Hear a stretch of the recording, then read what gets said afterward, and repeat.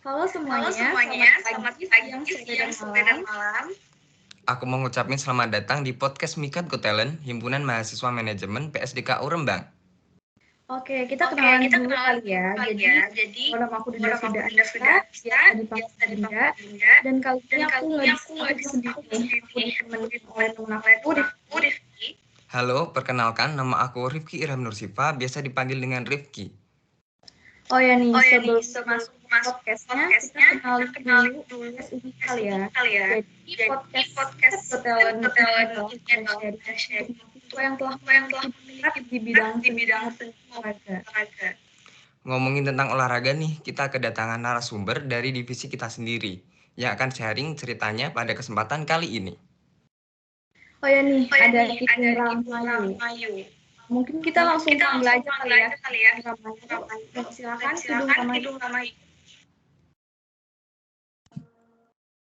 Halo Kidung, Halo, gimana nih kabarnya? alhamdulillah baik. Sebelumnya perkenalan diri dong Kidung biar orang-orang nih tahu siapa itu Kidung gitu. Baik, sebelumnya perkenalkan saya Kidung Ramayu Fariha. Asal saya dari Indramayu, saya mahasiswa aktif D3 Manajemen PSDKU Rembang Undip. Mungkin saya juga bisa dibilang sebagai atlet basket. Oke, jadi Kidung ini tuh memiliki bakat ya di bidang olahraga basket dan sering ikut perlombaan. Nah, pastinya udah banyak banget nih prestasi yang didapat oleh Kidung. Nah, Kidung, aku mau tanya nih, selama pandemi kayak gini tuh kegiatan apa aja sih yang dilakuin sama Kidung?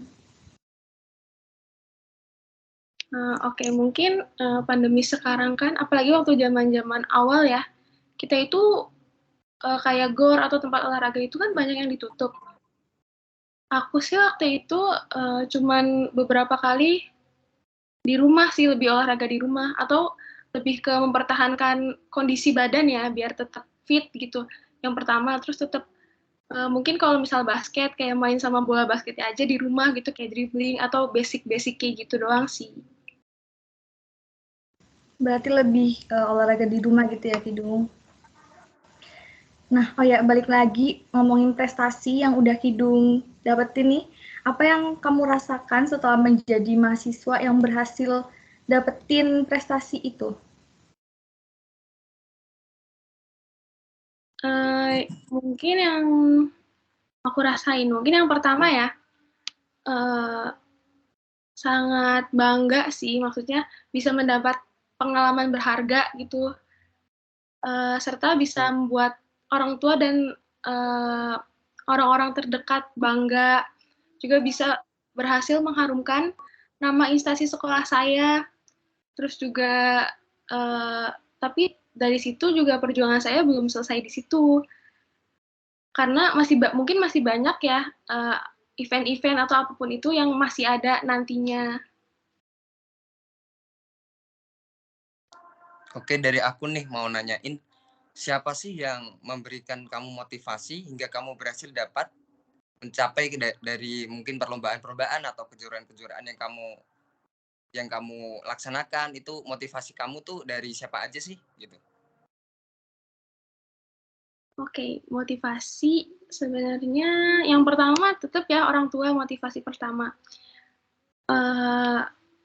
Karena di setiap misal aku nih ikut kayak event-event atau aku senang di bidang olahraga, terutama basket itu, orang tua itu selalu support dalam mulai dari kebutuhan secara materinya atau non materinya, itu sih yang pertama. Oke. Nah, untuk Kidung sendiri nih, kapan nih awal mula Kidung mulai tertarik untuk belajar di olahraga basket ini? Awalnya sih sebelum kenal basket itu emang aku itu kayak suka gitu sama olahraga. Terus pas SMP awal-awal mulai tertarik basket itu dari awal SMP. Itu kan ada eskul tuh. Nah, dari eskul itu tuh kayak terus pas latihan tuh kayak seneng gitu, kayak ih semangat banget nih, kayaknya tuh pengen cepet-cepet kapan nih latihan lagi gitu. Kalau umur SD kelas 7 SMP. Terus juga merasa kalau passion aku tuh kayaknya di basket deh.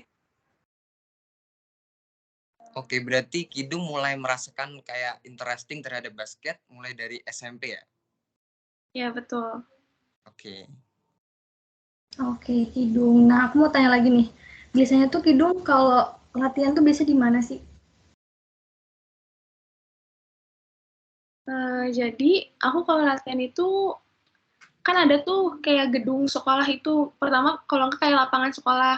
Aku awal tuh di situ, terus juga ada, di Indramayu itu ada sport center gitu, kayak tempat buat orang-orang olahraga gitu, sama ada gor. Biasanya di situ sih. Berarti lebih dominan ke mana nih, Kidung?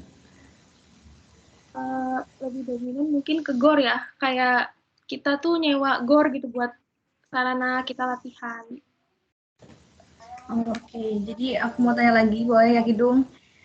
Apa aja cara yang kamu lakuin tuh biar menjadi mahasiswa yang bisa berprestasi gitu?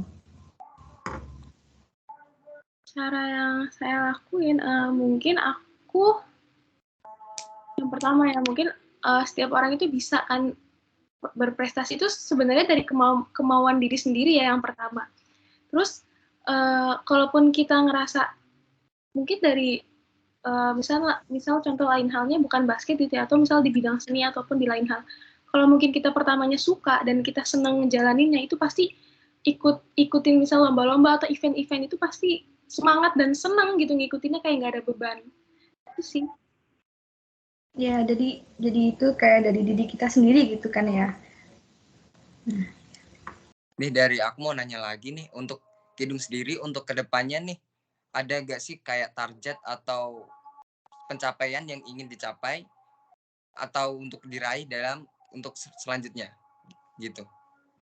Mungkin kalau sekarang sih tetap ya, mungkin kayak tetap usaha untuk mengasah diri dan skill basket ya tetap. Terus juga mungkin kalau ada event-event yang bisa saya ikutin juga mungkin bisa berpartisipasi di event tersebut sih. Oke. Untuk pertanyaan terakhir dari aku sih, ada gak sih motivasi yang ingin disampaikan kepada teman-teman yang lain yang mungkin menonton podcast ini agar mereka tuh mau untuk mengembangkan potensi yang dimilikinya, karena mungkin beberapa dari mereka nih ada yang masih ragu nih kalau mau ngelakuin yang mereka suka, masih kayak mau maju atau untuk memilih untuk tidak melanjutkan bakat mereka. Jadi motivasinya mungkin dapat Kidung sampaikan. Oke, baik. Mungkin pesan yang dapat aku sampai ini buat teman-teman yang lain. Yang pertama ya, jangan takut untuk gagal, karena hal besar itu terjadi itu karena hal-hal kecil itu. Jadi mungkin semua orang di atas tuh pasti ada gagalnya gitu. Yang pertama, jangan takut untuk gagal dan jangan pantang menyerah. Tetap usaha dan yakin bahwa kita itu bisa membanggakan orang-orang terdekat kita. Baik, terima kasih buat Kidung, motivasinya sangat bagus sekali ya. Oke, semoga cerita dari Kidung Rahmayu tadi bisa menjadi motivasi bagi Sobat Mikat semuanya. Terima kasih buat Kidung udah mau sharing nih cerita pengalamannya kepada Sobat-Sobat Mikat yang lainnya. Terima kasih. Nah, udah selesai. Oh iya, terima kasih juga Kidung. Nah, udah selesai juga nih podcastnya buat Sobat Mikat yang udah mau dengerin podcast kita ini. Dan tetap semangat dan jaga kesehatan semuanya. Terima kasih Kidung, dan terima kasih semuanya udah mau nonton. Semoga kita bisa bertemu lagi di podcast selanjutnya.